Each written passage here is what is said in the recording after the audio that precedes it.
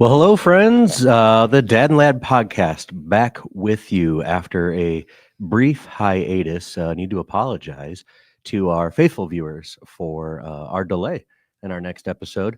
Things such as sickness that everybody's going through, mom and dad traveling, sports. I just haven't had the margin to get an episode in, but we wanted to spend some time tonight to talk about the 2024 season and wrap it all up in a bow, talk about each game one by one.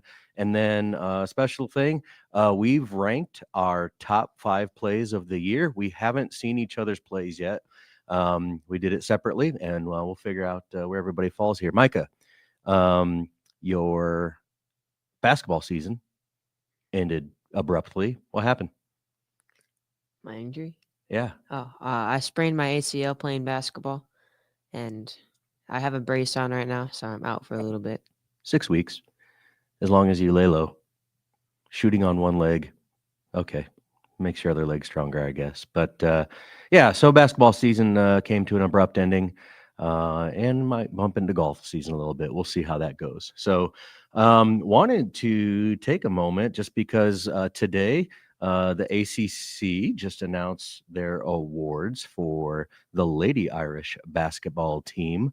Hannah Hidalgo, ACC Player of the Year, ACC Defensive Player of the Year. Sonia Citron, all ACC first team. Kate Koval, I believe, was ACC all freshman first team. I am missing somebody, and I don't have it off the top of my head, but wanted to give a shout out to the women's basketball team. We're coming for you next year. We locked in some season tickets, so looking forward to seeing Neil Ivy and her team dominate next year. We're going to lose Olivia Miles and Sonia Citron, Maddie Westbeld, but we will still be very competitive and looking forward to that opportunity. So, did want to remind you if you're watching on YouTube, make sure you subscribe, give us a thumbs up, hit that notification bell so you know every time we go live, you'll get a notification and you can participate in this on Facebook. Give us a follow. And if you're listening via podcast, make sure you give us a 5-star review so we can get some ratings up there and get this on some maps so we can talk Notre Dame football in great detail with all our friends around the country. Did want to take a moment and share a little memory of ours, the Dad and Lad podcast. I'll give this to you right now. Check this.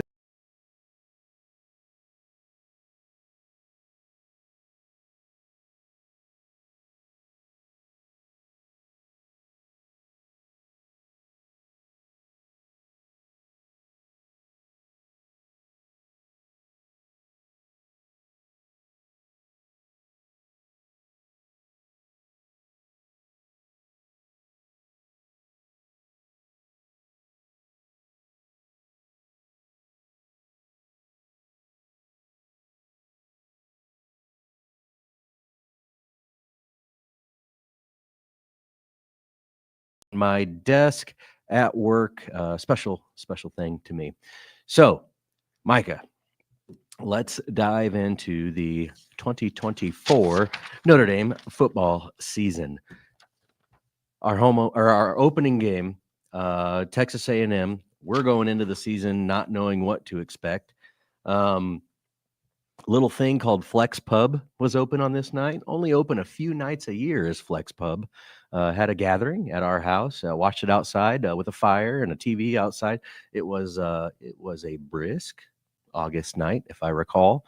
And again, just a lot of uncertainty going into the game. Obviously, Notre Dame won that one. It kind of set us up for what would end up being a letdown the next week. But my favorite moment from that game, Jadarian Price's touchdown run in, I believe it was the fourth quarter. We kind of knew we had it locked in at that point. Micah, what was your favorite memory from that game? I had Jeremiah Love's touchdown in the fourth quarter, that straight down the middle, and there was like 4 minutes left. Yep. And 20-13, and then yeah. Yeah, got another field goal. Mitch Jeter came in clutch, 23-13 victory. If you want to make sure you leave some comments or some questions along the way here, we'll get into our a wee bit inquisitive segment later, and we'll answer your questions and anything you have to share along the way. So we're riding high, national championships talks. We're going to go undefeated. Everybody was saying, all the national media who hates Notre Dame, there's no loss on this schedule. So the first home game of the year, September 7th, Northern Illinois. We are pumped. It's going to be a 40 to something to 3 victory, and not a whole lot to shout about. Micah, this was one of those silent ride home from the stadium. No talk, listen to post game. Everybody was angry. Do you have a favorite moment from that game? Jeremiah Love's hurdle touchdown. That Yeah, put up the us in middle. lead. Yeah, thought that was going to catapult us to victory. His first hurdle of a handful that we may talk about later. There's not a whole lot to talk about with that game. Riley Leonard was a little dinged up. They got out of their identity as they were still discovering that, but no downfield presence, defense, although they only gave up 16 points when we needed a stop in the fourth quarter. We couldn't get it. But that's not to discredit the defense, who was fantastic all year, but sometimes with the offense, it's just not going to happen. Each team, each side of the football is going to have some of those throughout the season, and that's when good teams overcome. When we talk about 3 phases of the game, sometimes 4 phases of the game: offense, defense, special teams, and coaching. Marcus Freeman learned some lessons as far as coaching goes, to the point to where he got a nice little phone call from the head coach of Northern Illinois to talk about what went into that. But we got home a little bit about my past, reluctantly, as a Notre Dame football fan. When I was younger, when we lost, it ruined my weekend. Don't talk to me. Don't invite me anywhere. I'm not going anywhere. I'm staying home. That lasted until about, I don't know, a year ago. Just kidding. It was longer than that. I've grown up a little bit, but there's a lot of losses in there. Like, in the time I've been a season ticket holder and a fan, a lot of bad football, mediocre football at best. So had to learn to lose well quickly. Put that in the back burner. Next up, we went down to West Lafayette. We did go down to West Lafayette for the game against Purdue. Again, having no clue what Notre Dame football team was going to come out of the tunnel. And we got a taste of what reality was in that game. Obviously a big victory, 66-7. I want to say it was 49-7 at the end of the half, or at the 49-0, 42.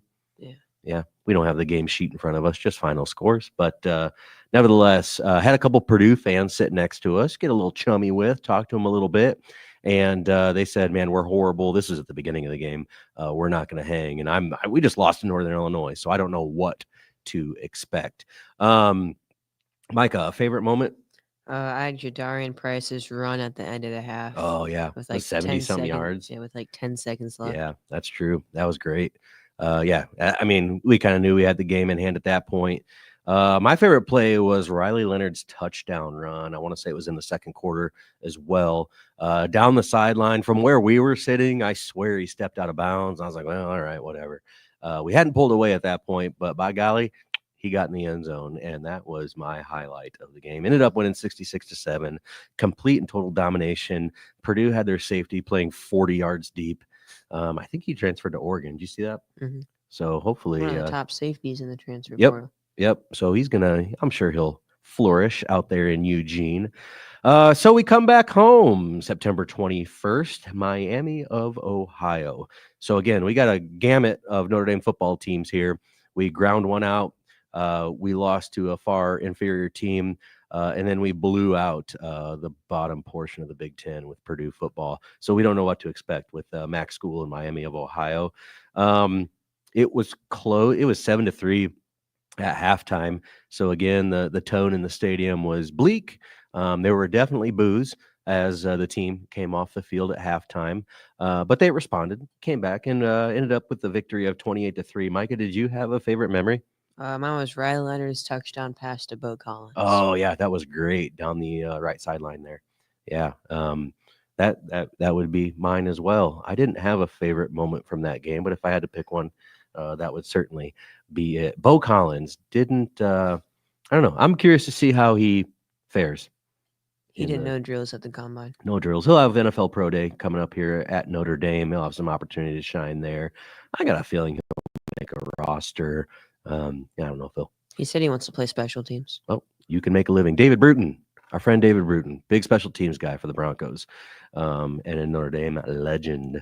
Next up, September 28th, Notre Dame gets the victory over Louisville, 31-24. It wasn't quite that close. It was raining that day, poured down rain as we got started. The very first kickoff, Jadarian Price fumbles. Devin Ford, forgive me. And again, we don't know what to expect. This could be the beginning of the end. My favorite moment, let's see if this year's is the same one. And really what I believe was the turning point of the season. It was a RPO. Louisville had the ball inside our 10-yard line. RJ Oben was right there, and I'm following him thinking we just blew this play up. And there goes the quarterback. On a scamper for about 50-something yards. I was like, oh, boy, here we go. And here comes the young phenom, Leonard Moore, from behind with the punch-out fumble. And we got the ball back. And honestly, like I said, that was the turning point. You kind of saw this team say, we are who we are, and we can dominate you if we choose to do so. And to have a freshman step up like that in his fifth game of the season was huge. Micah, did you have a moment from that game that stood out? That was also mine. Yes. Again, in a dreary day, Notre Dame got that victory, and we moved on. We had a bye week after that, so a time to do some family things. And hey, we schedule our life around Notre Dame football in the fall. Don't have weddings, don't have funerals, whatever. We'll be at a funeral if something happens, but wedding, highly questionable if we'll be there. It's Notre Dame football season. So again, I have an unhealthy obsession with this. Stanford, 49-7, absolute trouncing of the Stanford team. Honestly, like, there were big plays that game. None of them, for me, really stood out. But, Micah, I'm sure you got something. It was Jeremiah Love's running touchdown when he went like that. Oh, yeah. Got the one up in the air on his way in. Yeah. Really excited to see what Jeremiah Love is going to bring to the table next year. Get him healthy, let him rest during the spring practices and football. What's actually crazy to believe, spring practice starts in like 2 weeks, and we'll have the spring football game in about 5 weeks. So it's going to be a whirlwind of an off season. So we're riding high at this point. We go down to Atlanta at Mercedes-Benz Stadium, our first visit to Mercedes-Benz Stadium this season. Play a difficult Georgia Tech team with a backup quarterback. Get the victory, 31-13. Again, not in doubt in any way, shape, or form. You kind of get this sense as the game progresses if we're going to pull through or not. In this case, was never worried. Micah, do you have a moment from that game? It was Adon Schuler's pick six in the fourth quarter. Oh, yeah. The Ocho. Yeah. That kind of sealed the game. Yep. Yeah. Man, that's awesome. That was a great play. I'll tag you on that one. We'll go with it. Then the old traditional rivalry against the Naval Midshipmen. Just a side note, with scheduling being what it is and conference realignment, I am of the opinion that we don't need to play this game every year. I think it would be cool to play a service academy every year. So if we maybe cycle through Navy, Army, Air Force, Space Force, I don't know if they have a football team yet. No, they don't. Marine Corps doesn't either, but that's okay. I don't know. It bugs me. They come out trying to hurt us, but we respect them. We respect those guys because they're serving on a whole nother level beyond football. And again, what those young men are going through is far more than what we can far more than what we can fathom. Again, not close, 51-14, and you're really seeing this Notre Dame football team in its element, running the football, both with Riley Leonard, Jadarian Price, Jeremiah Love, Aeneas Williams really having a coming out party. Micah, favorite moment from the Navy It game? was Jeremiah Love's 64-yard rushing touchdown. Yes, I sir. think it was in the third quarter. Yep. Yeah. Yeah. Money. I mean, money, love, money, love. Then we come home to play a downtrodden Florida State team. As this schedule was presented, we thought, okay, the home slate is not all that exciting, but we do have Florida State who should be good. And unfortunately, Mike Norvell's team fell flat on their face this year. So it didn't really pan out to be. Definitely not close. Again, 52-3 at home, a defensive dominated game. All sorts of good things happening at this game. Micah, what stands out to you? It was the first touchdown, a Riley Leonard 34-yard rushing touchdown. Oh, yeah, Where going he the other way. jumped in the end zone. Yep, yep, certainly. So we sit on the north end of the stadium, kind of over by the tunnel, and we have a beautiful view of that jumbotron. And I remember Riley Leonard running away from us, and that's a good thing if he's running away from us in this setting for a touchdown, and it was exciting. So then we move on to our next ACC opponent, Virginia, November 16th. Again, kind of one of those ho-hum games, like, again, never in doubt. We'd like to put more than 35 points on the board, but we did end up winning 35-14. That is win number 8 in a row for Notre Dame. Micah, your thoughts?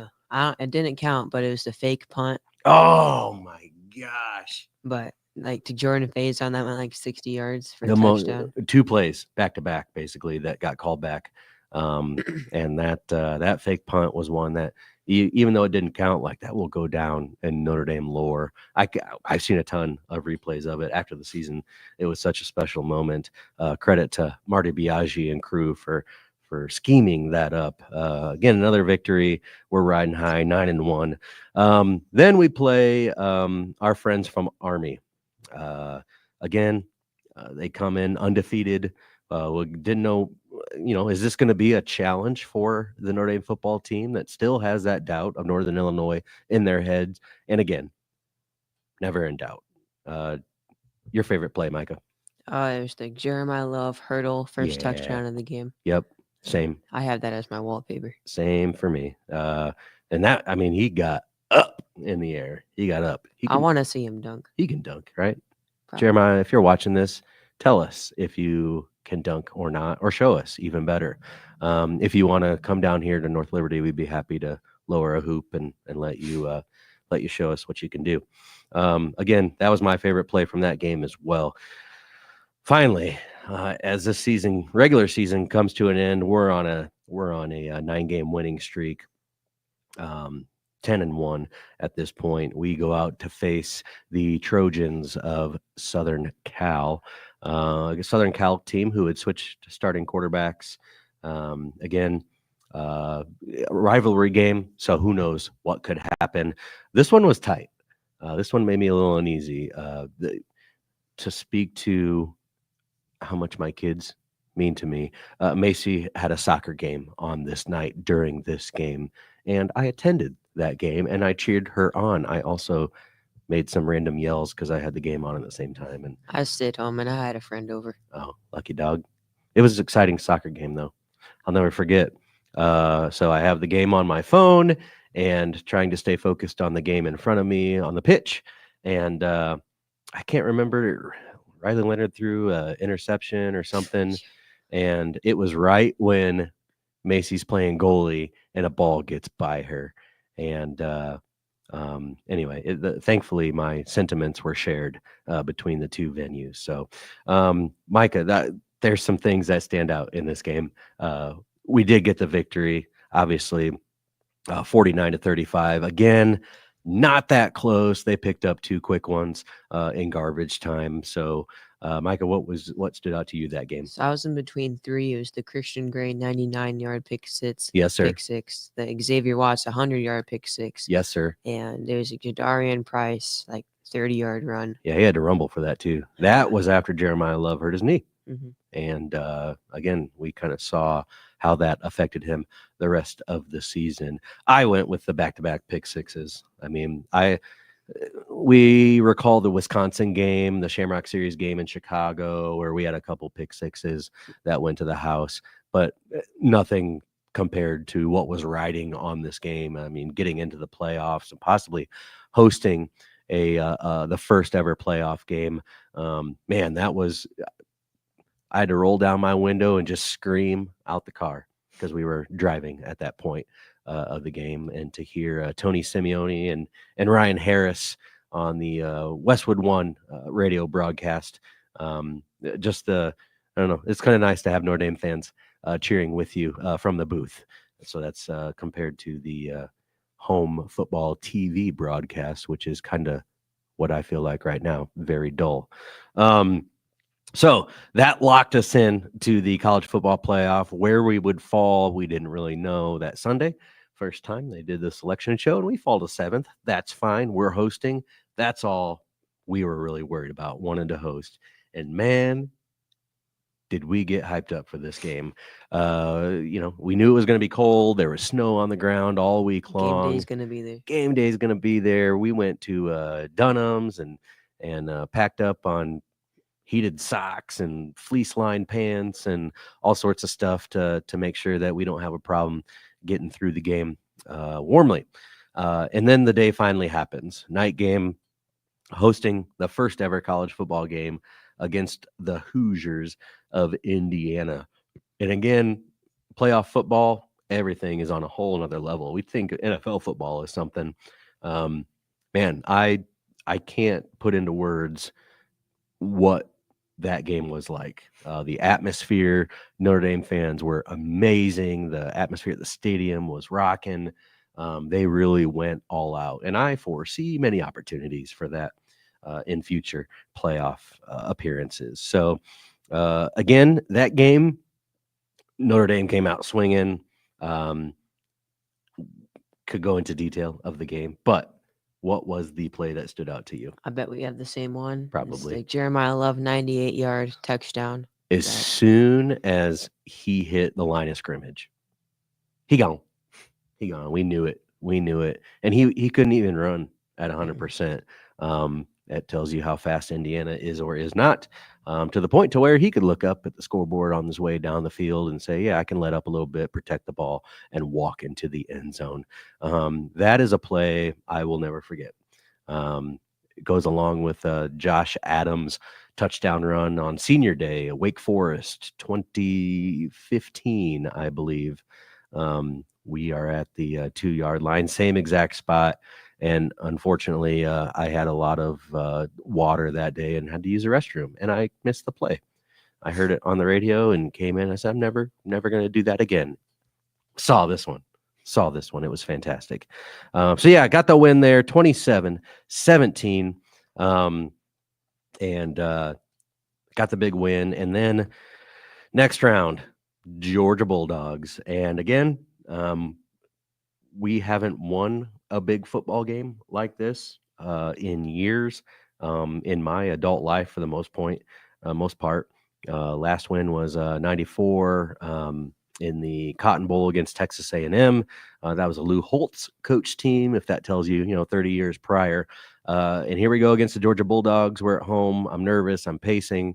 And oh my gosh, we got the victory. I mean, that's what it comes down to, 23-10. A few moments that we could pick out. What was number one for you in that game? I kind of just remembered Jaden Harrison's kickoff return, but I did have the one that sealed the game. It was Riley Leonard jumping over Malachi Starks. Get that first down, boy. Get that first down. Yes, sir. Credit to Riley Leonard. Even though transfer for 1 year, that's all we got. He soaked it all up this season. It was so refreshing to see our quarterback go to bat for his team and just will the team to victory when things weren't always going so great. We did see that defensive line kind of have their way with our offensive line, and that was a little beaten and bruised. That was my favorite play, the Jaden Harrison touchdown coming out of the half. At that moment, yeah, there was no way we were going to lose. There was no way. We could talk about the Adon Schuler helmet to the ball against Mr. Trevor Trevor Etienne. Etienne. Almost said Travis.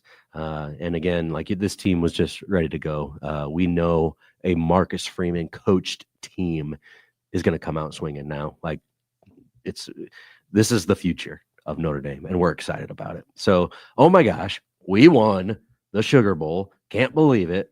Okay, well now we got to play Penn State, a Penn State team who is riding high, playing good ball. Had a kind of an easy road to the semifinal, and here comes the Notre Dame football team. So they go to Miami down at Hard Rock Stadium. Not looking good in the first half. Again, we talk about how we feel throughout a game, and it's like this is one of those games that we just don't have it. We're out of gas. We're banged up. We got offensive line injured. We got Jeremiah Love playing at about 70%. And it is what it is. We got Riley Mills out following the Indiana game. But there are no cats in America. Penn State Nittany Lions ended up taking defeat 27-24. Again, a slew of favorite moments to pick in this one. Micah, what was yours? So I have two. It's the Jaden Greathouse touchdown where he broke two guys' ankles. Yes. I think that was 54 yards. And then I didn't even write that down. And then the Jeremiah Love 2-yard touchdown where he beat like 5 guys. Yep. And then scored. Man. Abdul Carter was one of them. Yep, definitely. The Jaden Greathouse, I should have written that down. I mean, that should have been up there too. But yeah, that Jeremiah Love run, again, one of, you could talk about the 98-yard run all you want, untouched. This one broke 5 tackles, including the best player in the country. Granted, he had one arm. He was trying to make a tackle with. Mr. Carter did. But that was one of the most inspiring runs of football I have ever seen in my life. And again, as we get old and gray, that is a play that we will see. I don't think Ashton Genty could do that. No, Ashton Genty. I think he played no opponents this season. No. I don't think he was that good. No. He may have a fine NFL career. I don't know. Jeremiah Love will have a better NFL career. Put that out there now. Write it down. So get the victory. Mitch Jeter hits that 40, was it 48? Yeah. 48-yard field goal. And man, when that thing came off of his foot, it was tailing right, and then it came back and went in. And I was trying to keep my composure because it was late. It was a school night, wasn't it? I don't know. I'm pretty sure. Kind of a blur, honestly. But that's when we said, man, we got pod. We got to hit a pod on this. And I think that's when this all started, really, when it comes down to it. Mm-hmm. But how exciting. Notre Dame football back in the national championship. First one since 2012 into the 13 season. And the first one where we actually felt like we might have a shot since we should have won a national championship in 1993. But I'll get off my soapbox now. Ohio State. Again, we kind of talked about the game and our experience in a previous episode down there in Atlanta where it was freezing cold, where we ended up at Taco Mac with about 300 other Notre Dame fans taking that in. That was fantastic.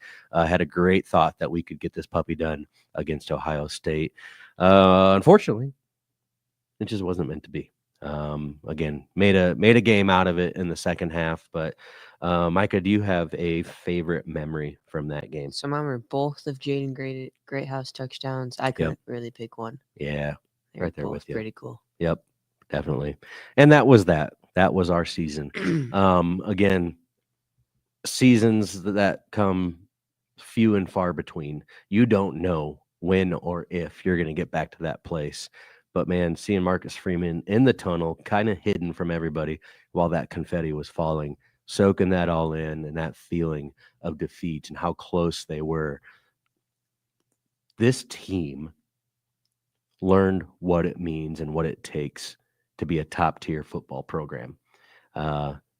regardless of who the starting quarterback is next year, Steve Angeli, Kenny Menchie, or CJ Carr. I We'll have get into. CJ Carr. Oh, okay. We'll save that for another episode. But I might be there with you. Regardless, like the standard has been set by this team. They've set the trajectory on a new line for Notre Dame football for the foreseeable future, as long as Marcus Freeman is the Notre Dame football coach. Okay, it's time.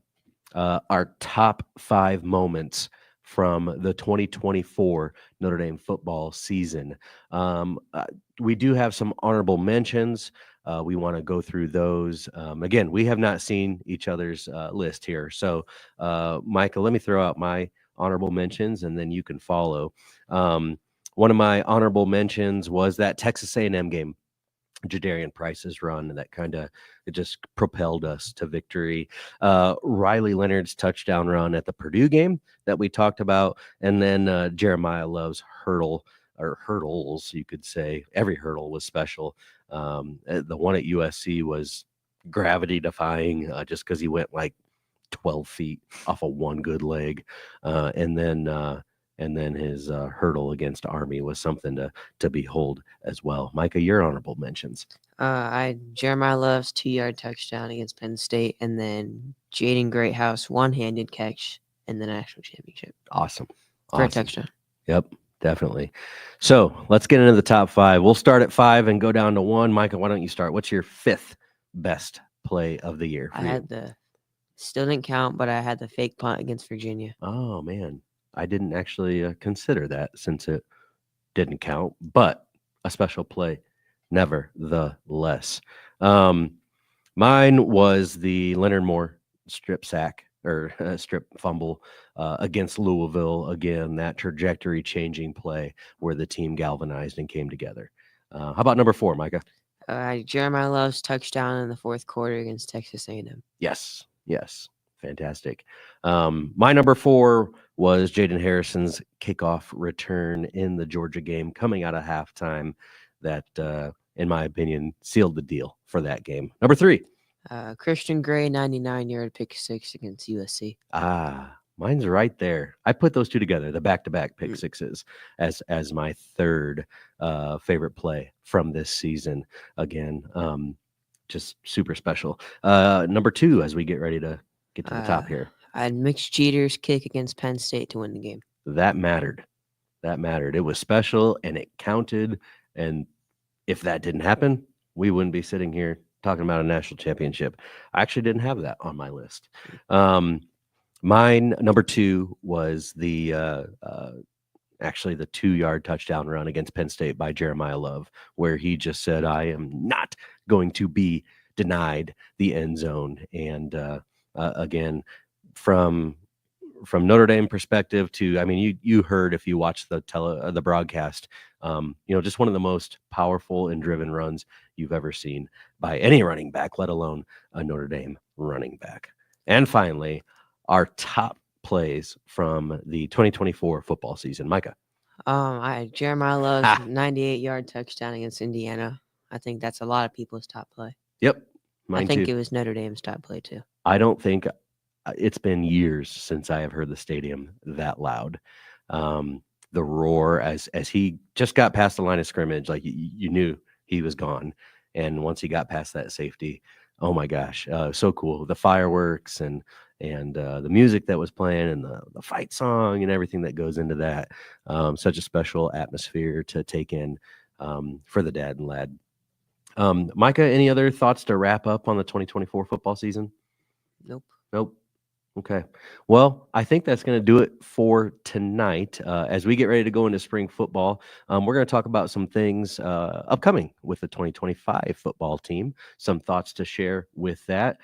Be a couple weeks before we get to that. But, it is time for a wee bit inquisitive. We do have a comment from our friend Travis. This is the Jeremiah Love one. Yep. So essentially, when Xavier Watts picked off the pass against Indiana, could have been on the 1-yard line where they spotted it. And of course, we don't know a 98-yard touchdown run's coming or a 99-yard touchdown run. We just think we're getting screwed by the refs. And okay, opportunity for safety or a sack would not be good there. And our friend Travis sitting in front of us said, man, that should be spotted on the 2-yard line. And the refs listened to him and they spotted it on the 2-yard line. That doesn't happen a lot. Nope. Travis makes his opinion known from the stands. And yeah, the refs don't always listen to him. But on this day, the first ever college football playoff game, forgive me, was Travis's to own because he owned the refs that day. Congratulations to you, Travis. So that's all we have for today. Again, want to thank you guys for joining us on the Dad and Lad podcast. Again, be a couple weeks before we come back, but I'm the Dad. And I'm the Lad. And thanks for watching the Notre Dame, the Dad and Lad podcast.